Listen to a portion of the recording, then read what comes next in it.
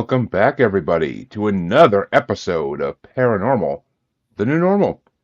I'm your host, Jeremy, as always, here trying to make the world seem a little more normal. Does it ever really happen? Come on, let's be honest. Even though it's 9 o'clock in the morning here, let's be honest, it doesn't really happen. But today, we might actually reach that normality a little bit, but we'll see. And of course, I brought a guest to help me on this great quest. And my guest today is Robert Christopher Copez, author of several books, but most recently, Impressions of Near-Death Experiences, and that's what he's an expert on, folks, is NDEs, or near-death experiences, and we're going to, as you know in this show, we love that, so we're going to find more about that today. How you doing today, Robert? I'm fine, wonderful today. It's King's Day in the Netherlands, a lot of festivities going on. Thank you for Sounds like being on your show. my pleasure to have you on. I one of that's one of the, well, that's actually one of the topics I started the show with was NDEs, and it's so to return to it after all this time is always a nice thing. It's not something we get on a lot in this because a lot of people don't want to specialize in that because it's a grim topic, it really is, and but it's also an uplifting topic because these people escaped it and they have experiences that are mind blowing to tell about. So, which we're gonna get into all that in a little bit, I'm sure. So, but the first question I'd like to ask everybody on this show is what got you into the paranormal spiritual world? What made you want to take that path? Okay. Well, the paranormal world is interesting. It has to do with spirituality. I was spiritual also as a child. But when I read the book by Raymond Moody, Life After Life, that's where the term near-death experience was coined. He did that. So I read his book long ago when I was in my 20s, and I was surprised by one of the stories in it because that was a woman who spoke about her near-death experience, and in her near-death experience, she had a life review, and in her life review, she noticed that no one was judging her. And the point is that I was raised Catholic, Roman Catholic, with hell and purgatory. And I was always thinking that's a horrible story. And I didn't really believe it until I came across this a book by Raymond Moody. And I thought, I'm right. There is no hell, no purgatory, because there is no judgment. So they have it sort of wrong, that little part, and because we all go home. And that when I studied NDEs, I got the confirmation that we all go home. That's where it all comes from. Which is, I mean, to find out that there is no judgment is something that I think a lot of people would find relief in because I mean, I was raised Protestant Christian, so I too purgatory wasn't really a topic as much, but we were raised with the idea of heaven and hell, and you're Yeah. good, you go here, you're bad, you go here. But I mean, it's a scare tactic. I mean, that's what religions have used it for thousands of years, is a scare tactic that listen to us, do what we tell you, or bad things will happen when you die. Like it's a scare tactic. That's all they ever used it for. Yeah. Exactly, And I it mean, was a scare tactic. Yeah, and you have to understand that so many people in religions, not only in Roman Catholicism or in Protestantism, but also in other religions, have been scared to death, and and they are afraid of dying. And so and it goes on. It's horrible. What the consequences are of that scare tactic. yeah, it's as all the listeners of my show know, I have a thing against organized religion just because of all the things they have done in the past and to some degree are still doing. I mean, a lot of them have calmed down. A lot of them have calmed down dramatically because they realize they're losing membership now, and more people are becoming just spiritual and not religious. So they have to kind of change with the times for the most part. But I mean, I would say the Catholics are the ones that are resisting that the most because the Pope likes to do it like Pope wants to do. So it Yeah, is what it is. I mean, I've never been Catholic, so I don't like to comment too much on it because I never been in that life. But I've heard enough. That's just yeah. it's not a good thing. But and the funny thing is, though, I mean, I'm sure we're gonna hear about it from you as well. But I I had a guest in the show back 2 years ago almost now, who had near death experience and actually she believes she actually went to hell for a minute before she came back. Hmm. And so I mean I like to think that hell is not really what they make it out to be a religion. I like to think that hell is just another dimension. And I mean, I don't know what's in charge or who's in charge of it, but there is another dimension that bears similarities to what certain religious books talk about. So, I mean, who knows? I mean, we can get into those theories in a bit, but it is a whole massive theories of what these dimensions are or who resides there. I mean, it's a it's an interesting topic to really get into, but Yeah, and actually, you're talking about distressing NDEs, and probably the person, the woman who spoke to you in your podcast had a distressing NDE. So there are distressing NDEs. Most NDEs are blissful and very happy, and there's an unconditional love, and there's no judgment and stuff like that. But a minority of the NDEs do have distressing elements. And sometimes a subset of that, there you have hellish environments that people see, and maybe yeah. And what I understand from my research and from what other researchers did, is that distressing NDEs, you cannot say that bad people will only have distressing NDEs and that good people will have blissful ones. And that is an important conclusion, because it means that we need to find another reason why some people do have a distressing NDE. So any one of us could have a distressing NDE. And the cause for that could be that still in the first phase of dying, there are still unconscious things popping up from our collective unconscious or from your own unconscious. And there are examples of people with distressing NDEs, and there's a woman, maybe you mentioned that one, someone who, Kathy McDaniel, who wrote this book, Misfit in Hell, to Have an Expat. Um, she she was a previous guest, yes. Yeah. Well, the point that she tried to make is that because of her upbringing, also as Roman Catholic with hell and purgatory, that she was afraid, so much afraid, that she created in her mind a hellish environment. And moreover, there were some topics in her life where she had a fear of attracting AIDS, and she was raped a few times.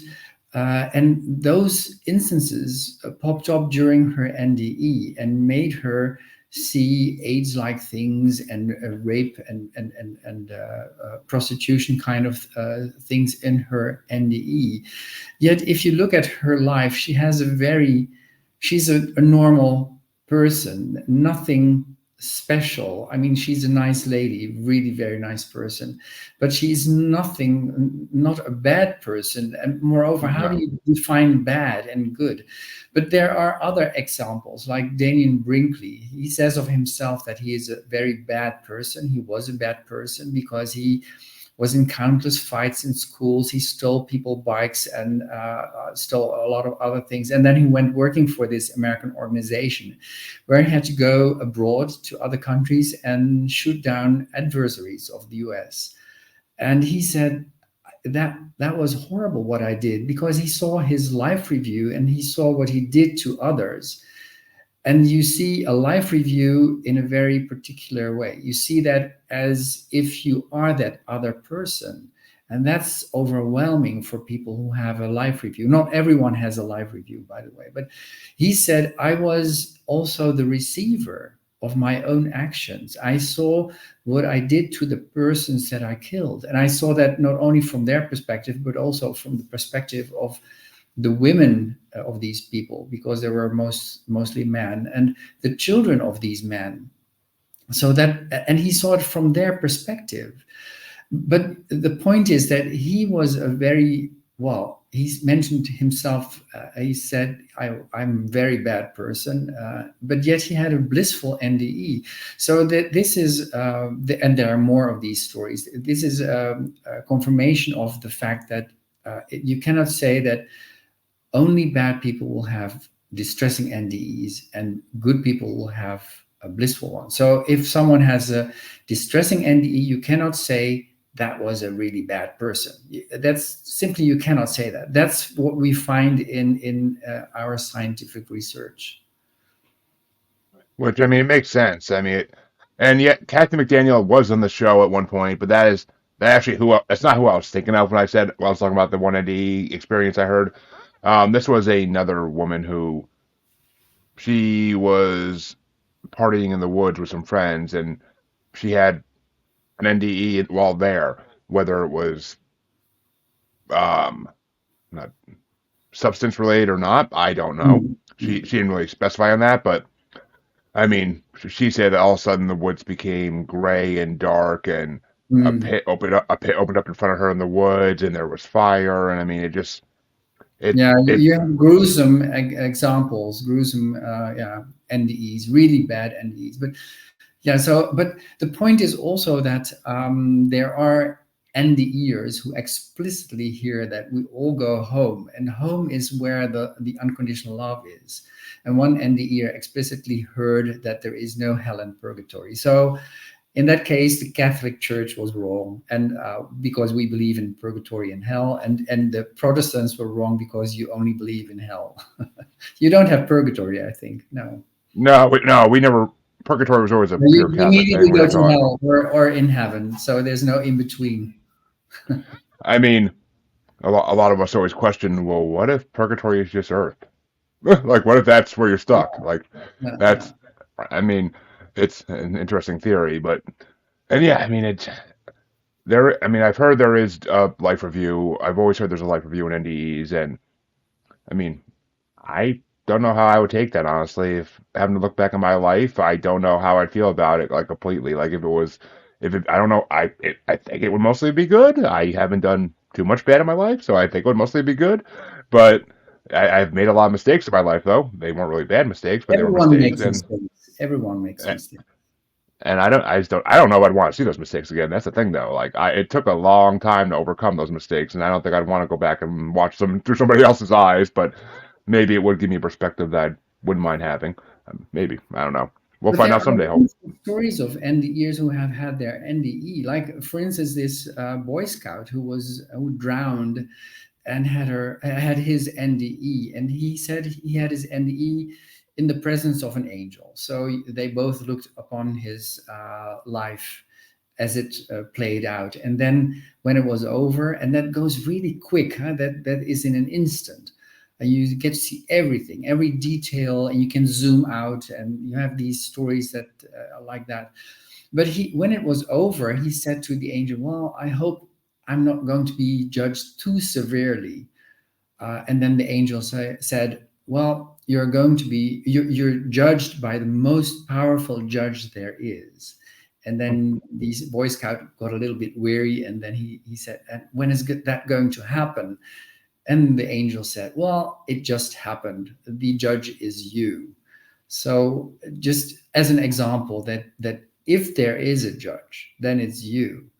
There's another story, for instance, that comes to my mind, that there is a woman who saw her live review and then wasn't particularly satisfied with everything she did. Like, we all will not be satisfied with everything we did. We all make mistakes. We all do loveless things to others. So there must be some in your life. There are in my life too. So, but she said, when I saw that, and I was like, how can they like me for this? And then she said, they applauded me for being on earth, for being brave enough to go into this earth-like environment and experience life. And they just simply loved every bit of my life. So that's also another point of view. But it doesn't mean that we can go about and do bad things to others. Just like you, like if some people like to do bad things to others, then that's not what it's all about. Because the nice things you do that add love to the world will also increase the energy, will also be uh, met with enthusiasm in on the other side. And the things that take away love, you're not judged. They are going to be neutral about that. There's no, as we have in religions, you are not going to be punished anyhow. Not that's consistently said in most of the NDEs. But as we're talking about life reviews here, I, you know how amazing it would be if that was actually like a podcast or TV show, and like people getting life reviews. That was actually like some kind of form of media. Like that would be an interesting media form, I would say. Because I mean, and it's not. And see, the mistakes I was talking about are not exactly like things I did that were my fault. Even it was more uh, me being foolish and taken advantage of multiple times in life at a younger age. So, I mean, that's I would not want to see that again. I can't say I'd want to see that again because it was like it's a painful time in your life when you realize that you've been taken advantage of for a year or for however long it may be. Like you're just like, oh, come on. Like it's one like I would just be like slapping my head if I went back to that, being like looking at like, ah, you idiot, why'd you fall for it? Like the amount of stuff you wasted and time you wasted. Like, oh my God.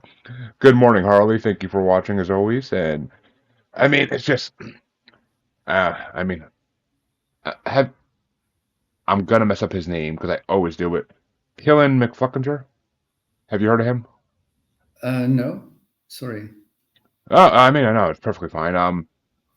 Kellen McFuckinger, that's his name. But he's he is another famous NDE case, and I mean, he has a podcast of his own. He has been on more podcasts than I ever could count in my life. I mean, he was one of my first, well, early guests, I should say. And I mean, his NDE basically was him. He was in a hospital. He was dying. He wasn't a good guy. Like he was very much into drugs and neglected his children and all that before he had his NDE. And his NDE, he was in the hospital when it happened, and he sat in a dark room for what's basically for 3 days in real time, and talking to a shadow in a doorway. And I mean, the shadow kept saying, "Are you ready to come home?" And like he just kept saying, "I don't want to go home. I have more to do." Like that's and they had this discussion for 3 days with this voice because he couldn't even see it really. It was just a voice in a light in a doorway of light, and he basically was just saying like, you sure?" Like he's like, you could come home, and he's like, "No, I have things to do. I don't want to go home yet. I have to stay here." And now he is a self-help coach. He's a life coach. He speaks out in public like crazy. I gotta actually get back with him on social media because it's been a while since I've seen anything he's posted. But he's a really great guy. He has a lot of wisdom, but it took an NDE for him to turn his life around because his life Yeah, was. I basically compared him to Frank Gallagher from Shameless because that's the way he described his life before his NDE. So I mean, but that that kind of happens to man. many people. When they have their when they have their NDE, they change totally. They aren't the same person again. And that he stayed there in 3 days. That's interesting too, because in on earthly terms, that would be just a nick of a second or so, that he, or maybe a few minutes, or maybe an hour or so. But for him, it may have felt for more than 3 days. And the interesting thing is that time on the other side seems not to be the same as it does as it happens on Earth. Or some quotes are like, time is there all at the same time. Or it is not in time, it's between time. Or Yeah, many people say there is no time. But it's interesting that in this case, he was invited to go home. And because home is where most people, most NDEers know that home is the other side. That's the side where there's unconditional love. You're invited to go there. Everyone is going there. Everyone is being invited to go there. But he wanted to stay. And that's another interesting thing. There are NDEers that are given the choice to come back or to stay in the light. And some, well, we don't know if people want to stay. Of course, then they die. But there are a lot of stories where people say, well, I'd like to go back. Like in this case, the example that you just gave. And sometimes people don't want to go back, but they are shown what their purpose is, and that it's not over, and that before they came to Earth, as a baby in this body, that they agree to do certain things, to because everyone has a task. Everyone has a task. If you don't have a task, if you everyone is important. So there's, if you were not important, you would not be here.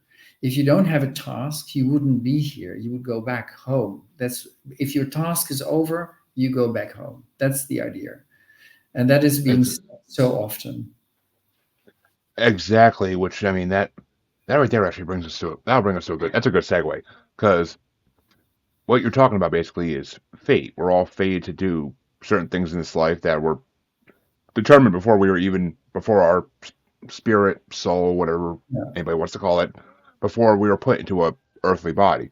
Like we are all fated to do things in this lifetime. We're supposed to learn certain things in this lifetime. We're supposed to accomplish certain things. Maybe we're supposed to bring forth a child in this life that has even more better purpose than we do. But maybe it's just our purpose to bring forth that child and raise it. So I mean, fate is a very real thing. I have always been a big believer in it, and I mean, I don't even need to tie religion to it. Like fate is just fate. Like it's the way the universe works. We're all meant to do certain things in life, and Yeah, but fate is also difficult. If you let me explain that a little bit more, because it we do have free will. That's a thing that I understand from NDEers. We do have free will.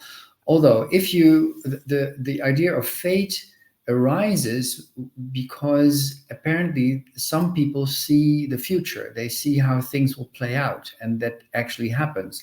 Either they see that as a medium on Earth, or they see it during their NDE. There are a lot of stories of NDEers who have seen things going on in the future, either personally or on a grander scale, like in politics or in with wars and name it. But that actually those things happen, and you have to understand it is like it's difficult to have. Free will on one side, but on the other side, things in the future seem to play out. But a friend of mine here in the Netherlands who had an NDE, she said, you have to see it from a different angle. Uh, on Earth, when you are in front of your decision, you don't know what to do. You either go left or mm-hmm. right. But you don't know yet today. And tomorrow you need to take the decision. But on the other side, they also see the future because there is no time, or time is all there at the same time. So they can see at the same time you thinking, what shall I do? And the next day, knowing what you want to do. And she said, she compared that to a situation where you are in an airplane. If you're in Amsterdam, I live in Amsterdam. If you're in Amsterdam, you cannot see Haarlem. Haarlem is a city next door to Amsterdam. It's like 11 miles away. You cannot see Haarlem. If you're in Haarlem, you cannot see Amsterdam. But if you're in an airplane, you have a total different point of view. You can see both cities at the same time. And that's also with time, because time for us is linear. It goes only in one direction. We cannot change anything by it. But on the other side, they can see through time and they see what happens. But the fact is still that we have a task to do. There is a reason why you are on Earth, why I am on Earth, why your listeners are on Earth. We all are important because we are here. We chose to be here and we have things to do. Exactly. I mean, and I've talked to a lot of mediums on this podcast, so yes, I mean mediums they're very very, very special, important people in this world, I believe. I mean, I think they are meant to guide others to the right path. And Absolutely, yeah. I mean, are they They right? have the ability to look through time for one or other reason. I don't know how that works, but they seem to be linked into this other world, and they can, well, they can see through a crack of the door, or how you want to put it in words. I don't know. It's they can see through time. They can. I mean, whether it's just like a glimpse into like the strands of time and fate, or if it's just, or if they have guides. I mean, a lot of them have spirit guides. A lot of them talk Yeah, to angels, archangels. So maybe they get this information from a more otherworldly source. But yeah. see, But but we are all guided. Hey? We are all guided, but they have the ability to, well, to have contact with their guides. In principle, we all have that ability, but they are better because perhaps for, I don't know for what other reason. I know of someone in Amsterdam. She's a wonderful medium, and she was able to do this already before her NDE, but her NDE made it. More possible for her, made it more, yeah, to the point. And every NDEer, in principle, will see an advancement in mediumship. Some people less, and some people very much so. They can see through time, or they can understand what other people feel. They are more intuitive, know more things, what other people what happened to other people. So that's one of the after effects of NDEs. It's very interesting. There are so many funny after effects too. This is one of them, I think. It's as if the crack in the door, or the door opened for them to see the other side, but it closed, but not all the way. It didn't close all the way, and they still have some kind of contact with the other side. yeah, I mean, and a lot NDEs from what I've read and what I've understood from people talking about them, they tend to kind of hasten up towards the spiritual awakening that everybody is supposed to have at some point in their life. Because I mean, for every medium, every psychic will tell you anybody can do what they do. It's Yeah, just you have to have your spiritual awakening. You have to awaken your mind, and your third eye has to open. And then, I mean, there's a thousand different ways to phrase it, but basically, your mind has to open, and you have to realize you have the ability to do this. You just have to embrace it, and you have to start practicing it. And the more you do it, the more you get better at it. it's I like mean, going to the gym. If you go to the gym often, you will get big muscles. If you practice this a lot, you will be better at your mediumship. And in principle, everyone can do that.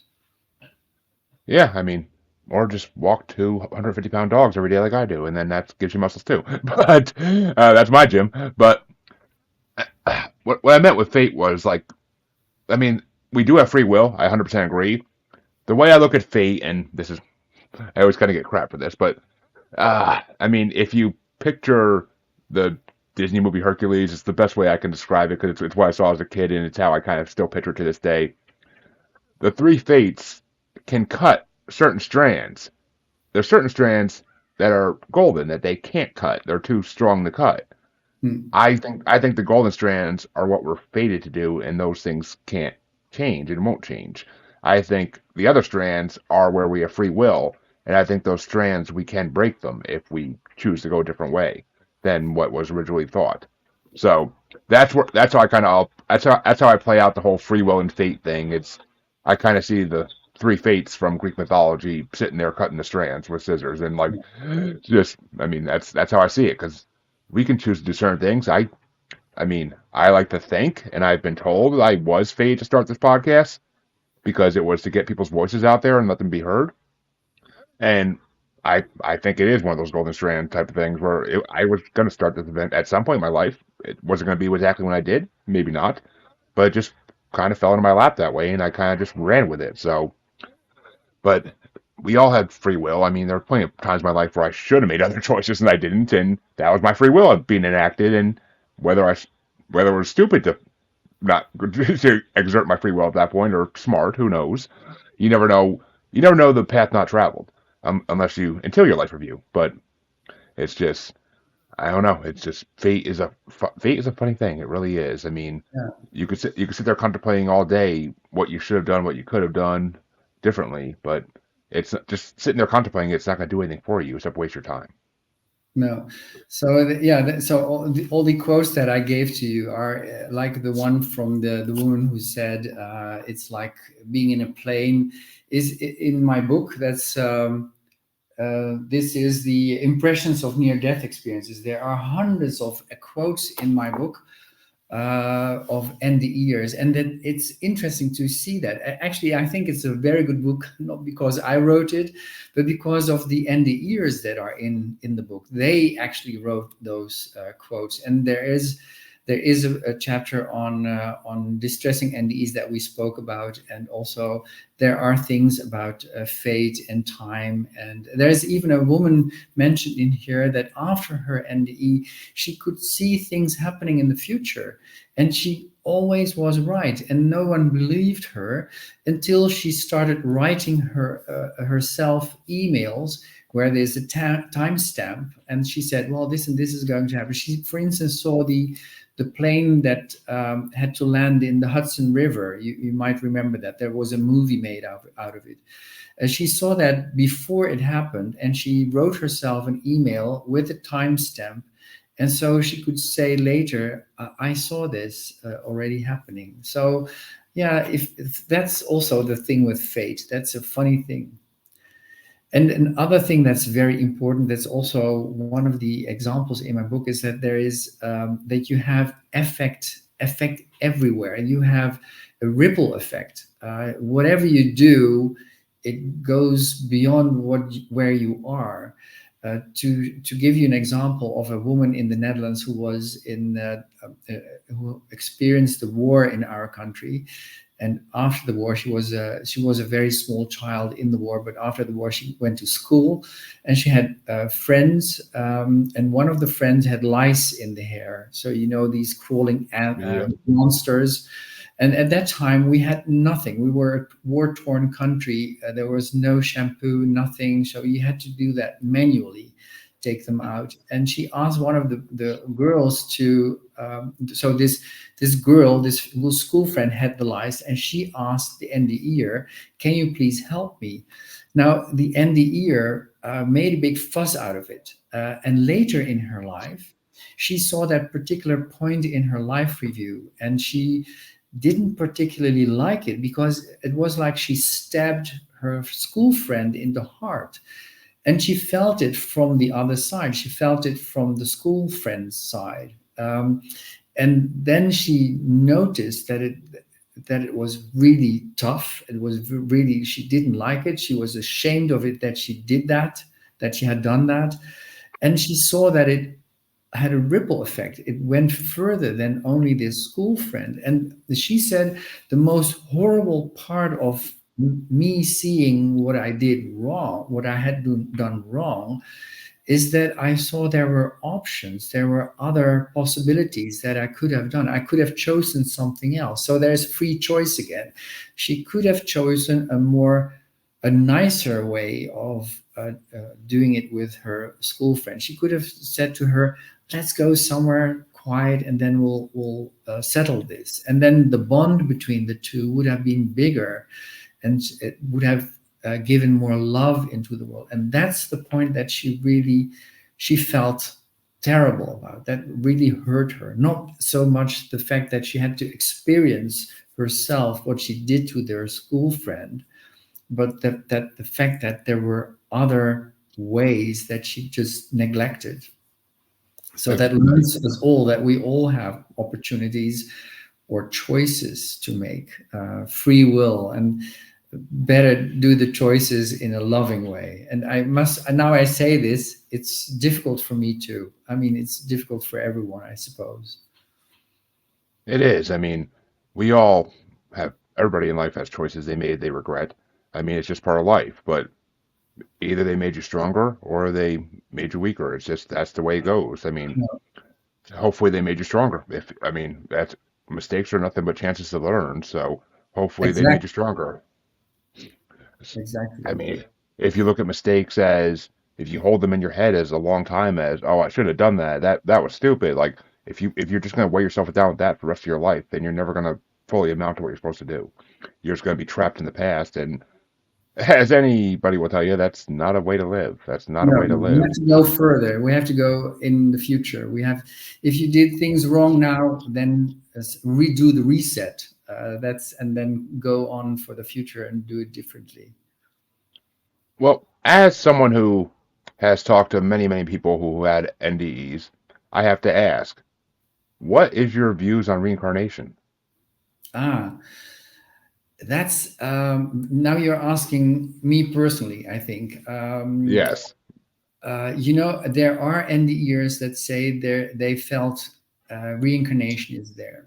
But I've also spoken to NDErs who say, I don't feel that. That's not the case. So, and scientifically, it was established that the percentage of people that believed in reincarnation after their NDE is the same as in the general public. So it doesn't say much. What my point of view on this is, I've been thinking about that really a lot. What I think the case is that we are all one. There are a lot of people that a lot of NDEers that say that they either feel that we're at least thoroughly interconnected with each other, or they go further and they say we are God or we are all one. And I can give you examples in my book. There's a whole chapter about this, about being one. And you have to think then, what happens if you take that to extremes? If we are really one, if I am actually you, if I'm the trees in the garden, or we are all this one thing, why would there be a need of reincarnation? Because the oneness has led or leads all the lives there are. So you can also see it like, suppose a child is born. So what goes into this child? There's only one. That's, call it God or call it the supreme one, which I like better because God is colored from a religious point of view.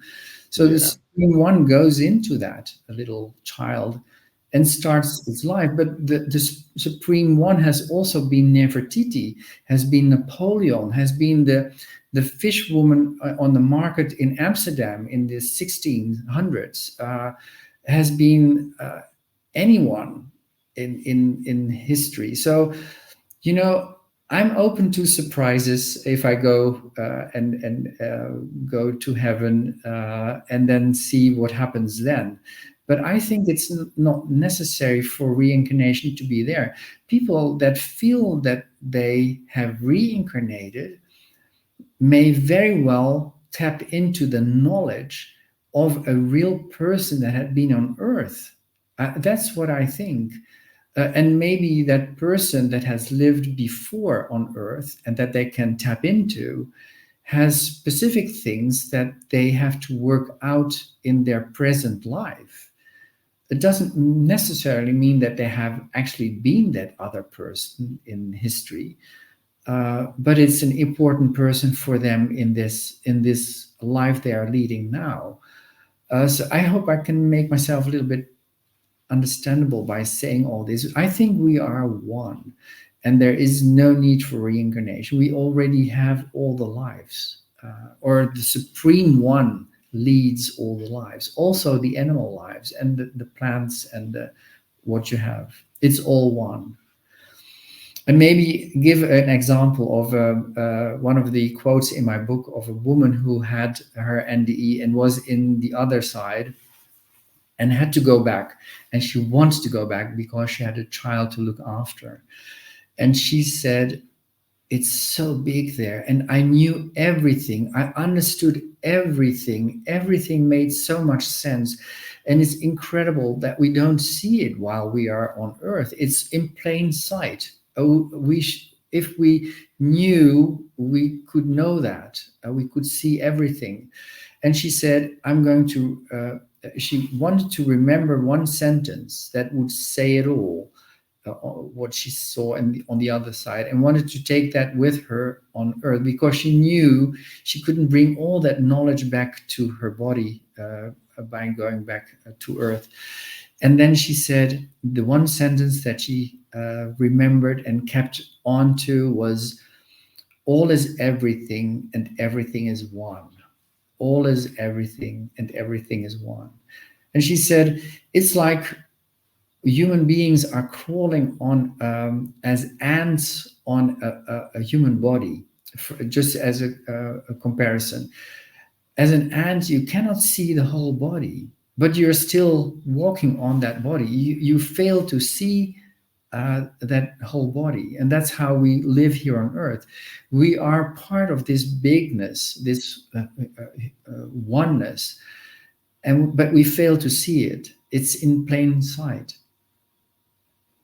Which, I mean, it's interesting because that's a message that religions and other spiritual paths have been trying to teach for a long time. And but if we're see, because I am like, I'm a pretty big believer in reincarnation. I've heard enough experiences where it kind of makes sense, but it kind of could tie into that too. Because we all may be one, but who's to say that our individual essence doesn't get recycled in a way? I mean, if we're all here already, maybe that's what it is when a baby's born, like, or when a baby animal's born. Like, what if it's all one? Is just we're getting recycled constantly. I mean, there's other variations of reincarnation that involve extraterrestrials and all that, and I mean that's I believe some of that may be possible, but I don't fully subscribe to anything until I see proof. I'm a science. I'm That's a also science. I'm a, how I see it. I'm open to things like I am open to also the fact that there may be reincarnation, but I'm also open to something else. I think that the other side is so different that we cannot understand it fully. So if we put labels on things like reincarnation or oneness, we may not perhaps understand it all because we are in a lesser dimension. We cannot see everything.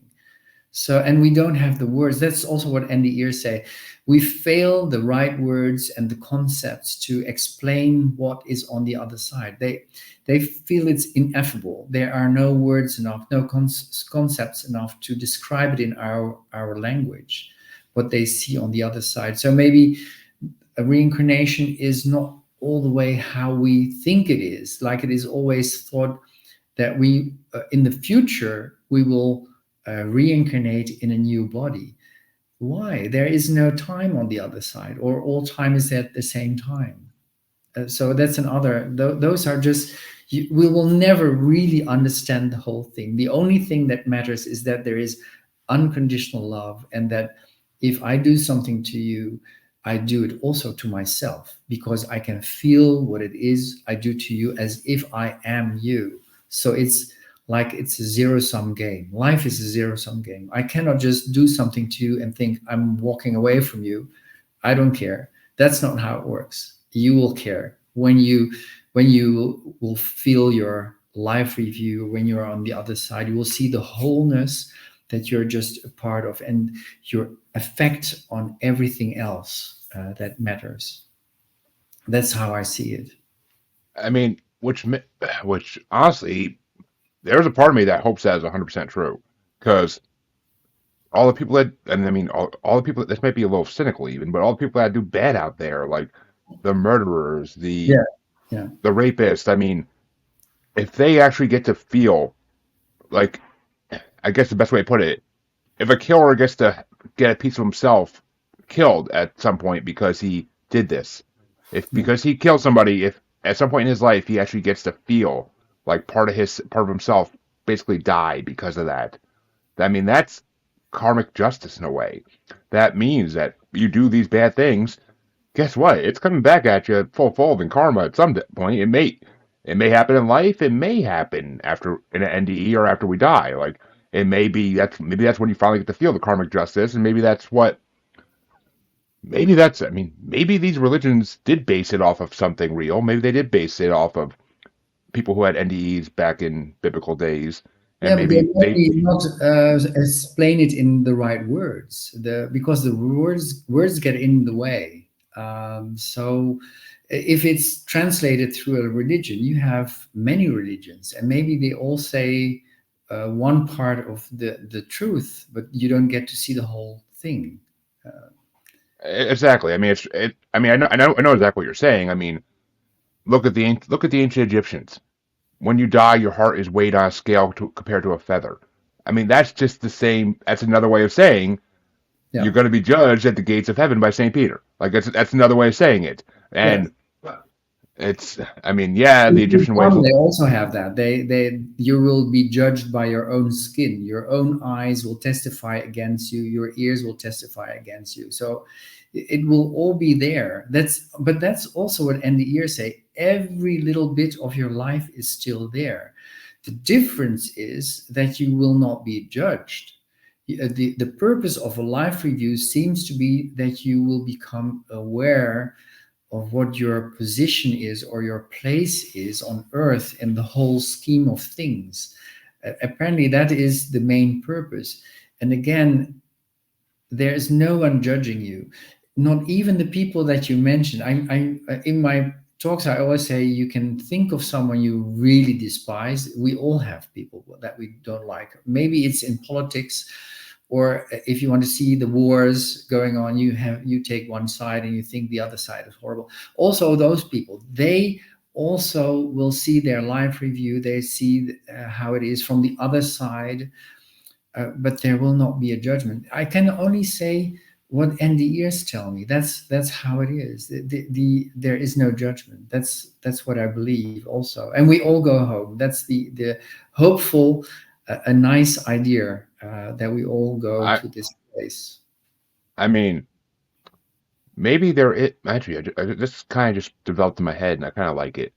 Maybe there's no judgment because we will be judging ourselves at that point. Like we will be judging ourselves fully, and that is punishment enough. Like If to you feel what you did to others, and you can think of the people no, let's say Putin or Hitler or whatever. Suppose they have to go through everyone they did something wrong to. That's a long stretch. that's a long list. That's a long list. But I mean, I could. I mean, just picture Hitler in his afterlife having to go through the eyes of all those children and women Yeah. in concentration camps, and like I mean, it probably destroyed him.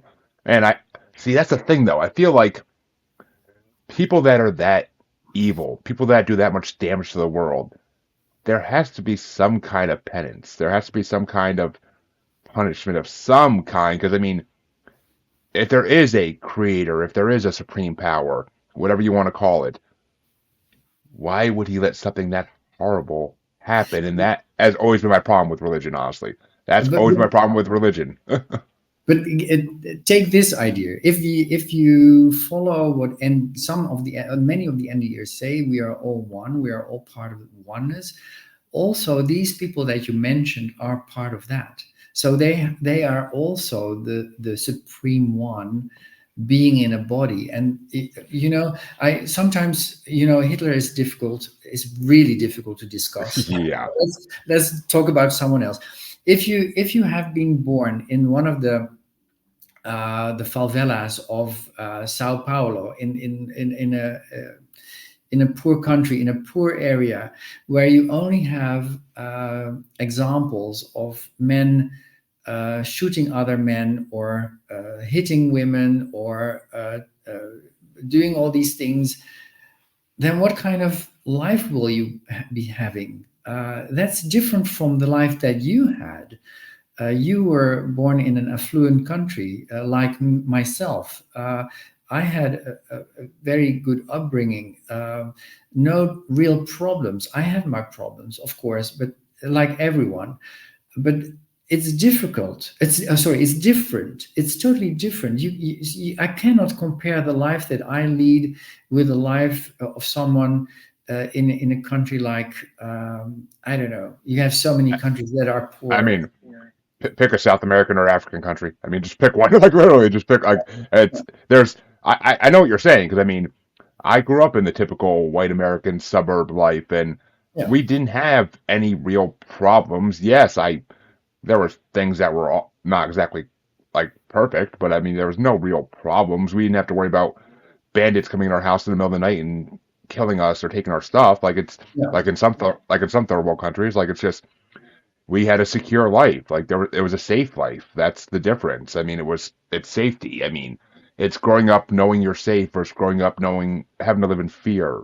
Like And that's you the had good difference. examples to live up to, your parents probably, or the teachers around you, or your family, whatever. You had good examples to live up to, like myself. But if you are born in a place where shooting and killing is normal, well, take any war.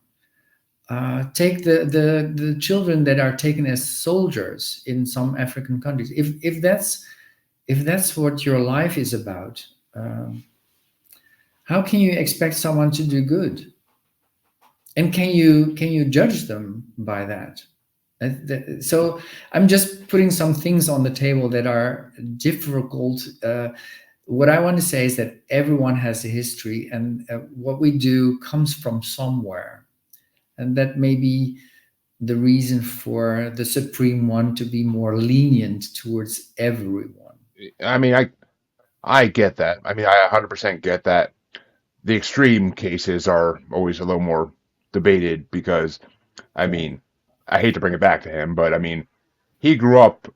Yeah, I mean, he grew up in a poor, war-ridden country because he grew up after World War One, and he wasn't. He wanted to be an artist.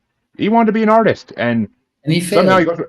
he failed miserably. But I mean, somehow he went from being an artist to being one of the worst dictators ever known. Which, I mean, that right there, like, I don't know how a supreme one would view that. I mean, I swear, like that's one of the questions I always said. If I ever get to meet, if there is a creator, if I ever get to actually talk to them, that's one of the questions I want to ask. Is like, how did this come to be? Like, what happened Me here? too. Like, I had to ask that question too. Yeah, I exactly. mean, there's a lot of examples out there. I mean, there's a lot. I mean, Yeah. yeah. I mean, I always like to kind of point towards Genghis Khan too, because like, but he is more of your example. He is more of your example because he was brought up in a world where that's what you do. You pillage, you rape, you plunder. That's what you do. There's nothing else in life but that, because otherwise you're not going to have land. And he And did that massively. He killed so many people. oh, I And mean, yeah. what do they say? Like, I think 40 or 50% of people on Earth have Genghis Khan's DNA in them. Like at this point, because he took over so much of the world That's a that different story. He went around with a lot of women. Yeah, that's so. Yeah. well, I mean, and just the fact that over time, generations generate over generations, like that DNA just got passed and passed and passed and passed, and like in so many different parts of the world, that's just everybody. Like a lot of people have Genghis Khan DNA in them. Like, that's just the way it is. I mean, I've because I went through a whole phase with ancestry because I was a donor baby. I was a sperm donor baby. So I went through ancestry and found that my biological family to some degree. And I mean, but that's one of the things. Like I've met people I talked to that were on ancestry too, and they're like, oh yeah, they're like I'm part Genghis Khan, I guess. But it's just like it's mind blowing, like the little things like that happen in history, and that's what always made me I don't know. If there is a creator, he's got a little bit of a sense of humor, I think. Uh, He has to. that's one of the things that NDers say. There's a great sense of humor on the other side, and this Supreme One does have that. Yeah. I mean, he'd have to. He'd have to for this world to be the way it's gone over the last millennia. Like he'd have to have some humor to him, like or her or it, whatever you want to call it. But I don't want to genderize it. So, what after? I guess the best way to end this would be to ask this question. After all the NDEs you've heard about and written about in your three and more books, because I know you've written other books as well, what is the one lesson overall that everybody should know from that you've learned from all these NDE years? Like, what is the one thing that truly sticks out the most? For me, it is oneness and unconditional love. And to tell this story that's also in my book, there are so many stories, so many quotes. This little girl of 8 who was abducted and was assaulted by 2 men. They tried to drown her. Um, when she was having her NDE, she saw an elderly man, and she said it couldn't have been anyone else than God. So you have to picture in NDEs there are all these images that pop up. So in this case, for her, the elderly man was God, and God said, "You have to go back to Earth, and life is not difficult. It's easy. There are 4 ingredients, and I'll tell you the ingredients." And he told the little girl of 8, Christina, what the ingredients are, and that's love, be loved, just be, and experience life. And that's it. It's love, be loved, and those are difficult. You need to do something for it. You need to love others. You need to allow others to love you. But the other 2 are maybe easy. Just be and experience life. Whatever you do, you are, and you whatever you do, you experience life. It seems to be like experiencing life. That's what we understand also from life reviews. Experiencing life is good enough. Everyone is good enough as they are. Every listener too. Well, that actually is a beautiful message to go out on. I love it. So there you go, folks. Be who you are and be proud of it. Be happy. And life gets hard, but you're meant to deal with those hardships in some way to teach you and to make you move forward. So everything passes in time. But where can people find you, Robert? Where can they find your books? Just basically promote yourself to the fullest. Yeah, the books can be found on Amazon. It's called Impressions of Near-Death Experiences, and that's what it actually does. All the quotes give impressions, and people have to come to their own conclusion with all these impressions. And they can find me on my website. It's Bob Copus, Bob, and then Copus, COPPES.com. And there is a form that they can fill out if they have questions, and I'll always answer questions. Well, there you go, folks. And I'm sure if any of my listeners have had an NDE, he would love to hear about it as well. I mean, there's always more lessons to learn from other people. So that's right there. And I want to thank Robert for coming on because it's been a fascinating hour, great discussions, For me and too, it was admirable. really wonderful. Thank you for being on your show. Very interesting. Oh, my pleasure to have you on. And folks, you all know where you can find me by now. If you don't, well, this is where I usually shame you for it, but in today's lesson, I don't think I could shame. So disappointment maybe, but no shame.